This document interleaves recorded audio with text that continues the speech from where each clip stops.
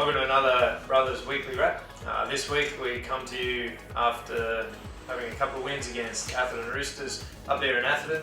First grade finally breaking our duck, which was good to see. From the weekend's matches, we got off to a bit of an under-average start with the under-18s.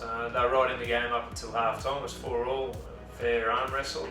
But unfortunately in the second half, Atherton Roosters were able to play a lot more composed than what our 18s did, and they were able to sort of skip away to a 24 point lead.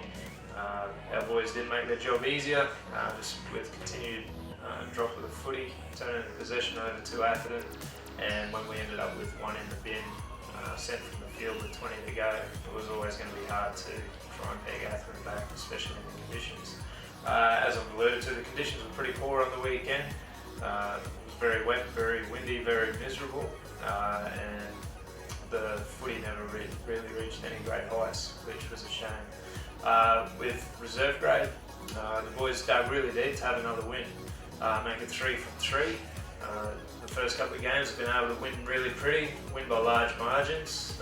It was good to see them on the weekend be forced to grind out a win and really show a bit of character and some grit. It was a bit of a shame during the match. The boys lost Gabriel Waianga, who unfortunately suffered a neck injury, and play was halted for a considerable amount of time as the ambulance was called to the field. And there's a lot of genuine concern from our players towards Gabe, and we wished him best wishes. Unfortunately, he was able to return later that evening to the venue, having been cleared of a suspected broken neck, and no more damage than a pinched nerve. But it was certainly a worrying time for everyone, and we wish Gabe a very speedy recovery from that neck injury. With the reserve grade clash, again, probably ball handling was the worst enemy of both sides. Atherton really took it to our guys and were keen in front of their home crowd, really aimed up, but a couple of touches of class from our reserve grade boys sort of get home with the win, which was pleasing. As I mentioned, first grade were able to break the duck, get a tick in the win column, which was very pleasing for us as a club as well. Atherton really aimed up. There were a couple of big guys through the middle who really gave it to our boys, and in what was a really tight contest. Again, our ball handling seemed to really let us down at some pretty crucial times, and the one time in the match where we were able to complete numerous sets, we were able to put on a couple of quick tries as well. So again, this week focus has been a lot on our ball control, and we've also been doing a fair bit of work on our individual tackle tech and our defensive systems in around the ruck, which I sort of thought has fallen away over the last couple of weeks. So it'll be very interesting to see how that piles up for us this week.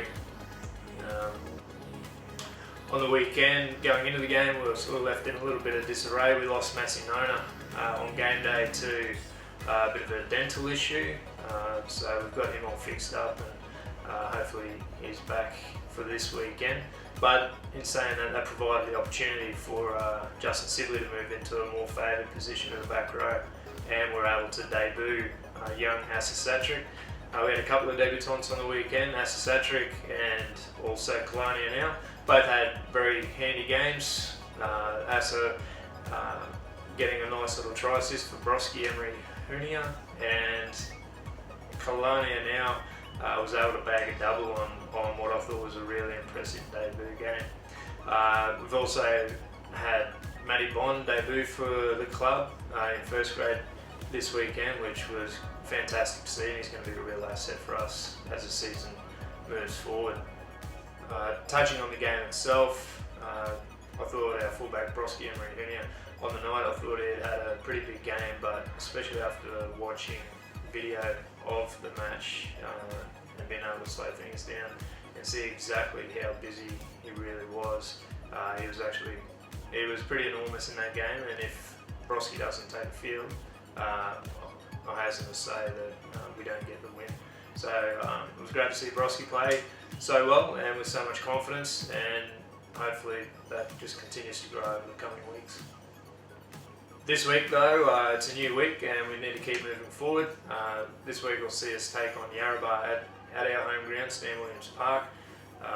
It's obviously a big game for us. There's no point backing up a nice little win with a loss. So we'll be very keen to make sure that we put our best foot forward, and we'll have to be on our best to overcome a Yarrabah side who are going over the last couple of years' results. Really do have the wood on our club, so we will be looking to turn those tables and make sure that we get back-to-back wins for the season. Yarrabah are obviously a side player with a lot of flair and confidence, and I'm pretty sure that if we can ensure that we stick with our defensive structures and limit their points, that we'll be able to get away with the win. Yarra play an entertaining style of footy, and their motto is always a little case of we'll let you score points, we'll just score more. And if we fall into the habit of trying to play touch footy, then we're going to be in for a long day at the office, because those boys are a hell of a lot better at it than what we'll be.